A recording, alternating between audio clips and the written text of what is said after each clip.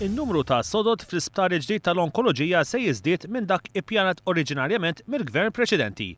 Iż-żieda fis-sodod mhix se tħalli impatt finanzjarju u amministrattiv fil-bini ta' dan l-isptar. Fil-fatt, l-ispiża ta' 54 miljun euro hekk kif oriġinarjament proġettata għal dan il-proġett kofinanzjat mill-Unjoni Ewropea mhijiex se tinqabeż.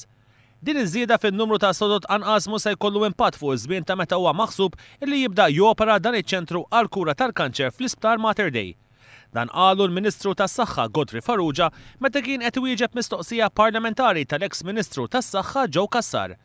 B'kollox in-numru ta' sodod inpatient se jitilgħu għal 87 filwaqt li n-numru ta' sodod daycare se jiżdiedu għal 26.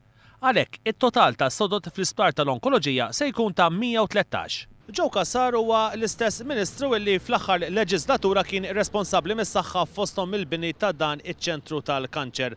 Fil-Parlament l-eks Ministru saħansitra ħass li għandu jistaqsi lill Ministru tas-Saħħa Godfrey Farrugia se jkun l-impatt fuq meta se jkun qed jibda jopera dan l-isptar ta' l-onkoloġija. Dan fl-istess waqt illi dan l-isptar kellu jibda jopera minn Lulju tas-sena 2007. Dan kien saħansitra ikkonfermat mill-eks Prim Ministru Lawrence Gonzi permezz ta' stqarrija ministerjali li kien għamel fil-Parlament fit-8 ta' Novembru tal-2004. Iżda fix-xhur ta' wara il-Gvern preċedenti biddel il-pjanijiet tiegħu fejn kellu l-ħsieb li ċ-ċentru ta' l-onkoloġija jsir fl-Isptar Żamil Klepp. Iżda fl-2010 għal darb'oħra l-Gvern Nazzjonalista biddel il-pjanijiet tiegħu u ħabbar li dan iċ-ċentru se jinbena fl-Isptar Mater Dei.